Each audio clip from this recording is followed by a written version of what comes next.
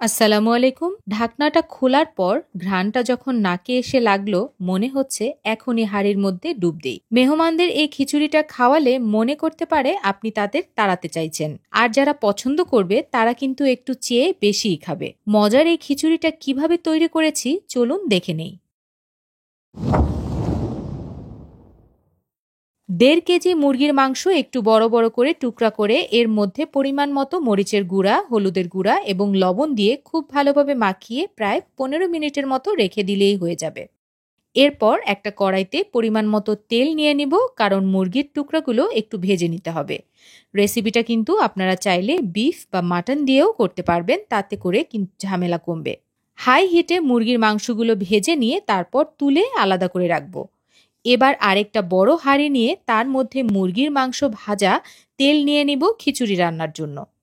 ১ কাপের মতো পেঁয়াজ কুচি দিয়ে খুব ভালোভাবে ভেজে নরম করে নিতে হবে। আর পেঁয়াজ ভাজার সময় ৩টার মতো তেজপাতা, ৪ টুকরা পাতলা দারচিনি এবং ৮-১০টার মতো এলাচ অ্যাড করব। পেঁয়াজ নরম হয়ে আসলে ভরে ভরে ২ টেবিল চামচ আদা বাটা এবং ১ টেবিল চামচ রসুন বাটা ব্যবহার করব।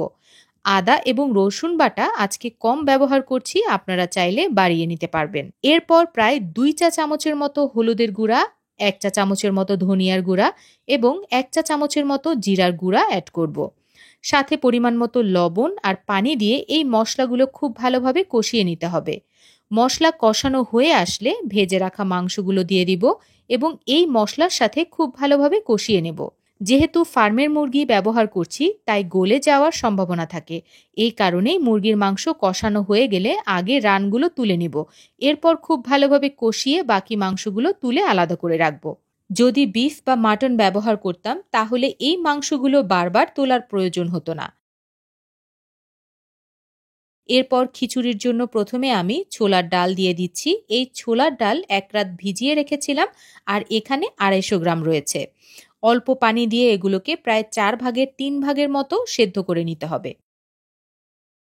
ছোলার ডাল মোটামুটি সেদ্ধ হয়ে আসলে এরপর অ্যাড করব আরও ২টো ডাল, যার মধ্যে একটা হচ্ছে মুগ ডাল আর অন্যটা হচ্ছে মসুর ডাল। মুগ ডাল খুব ভালোভাবে ভেজে নিয়ে তারপর পানিতে ঘন্টাখানেক ভেজানো ছিল।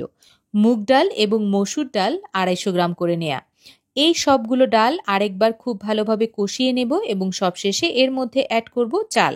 আজকে আমি এসিআই পিওরের চিনি গুঁড়া পোলাওয়ের চাল ব্যবহার করছি, আপনারা চাইলে ভাতের চাল দিয়েও এই খিচুড়িটা রান্না করতে পারবেন। এবার এই সবকিছু খুব ভালোভাবে ভেজে নিতে হবে মশলা এবং তেলের সাথে।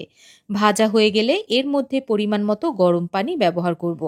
যেহেতু এই খিচুড়িটা আমি আজকে একটু নরম করে রান্না করব, তাই এর মধ্যে চাল এবং ডালের দ্বিগুণের কিছু বেশি পানি ব্যবহার করব।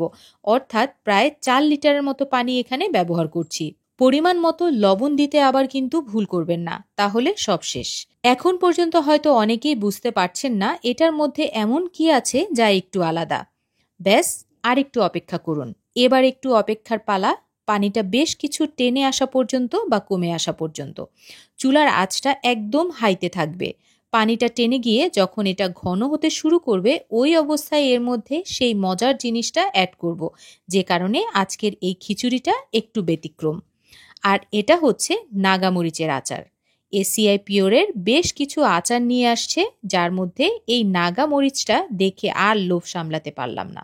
প্রায় ৩ টুকরার মতো নাগা মরিচ এবং বেশ কিছু মরিচের মশলা এবং তেল এর মধ্যে অ্যাড করব। তাতেই কিন্তু কাজ হয়ে যাবে। আর যারা ঝাল খুব বেশি পছন্দ করেন তারা চাইলে বাড়িয়ে দিতে পারবেন। এবার সবকিছু খুব ভালোভাবে মিশিয়ে পানিটা আরও টানিয়ে তারপর দমে নিয়ে রাখবো প্রায় ২০ থেকে ২৫ মিনিটের জন্য। ২০ মিনিট পর ঢাকনাটা খুলে একটু নেড়েচেড়ে দিব। দেখবেন নাগামরিচের ঘ্রাণ পুরো ঘর ভরে গিয়েছে। এবার বলুন, এই খিচুড়িটা রান্না করে আপনি কাকে আমন্ত্রণ দিতে চান? কমেন্টে জানাতে কিন্তু ভুলবেন না। তাহলে আজকে বিদায় নিচ্ছি। ভালো থাকবেন। ধন্যবাদ।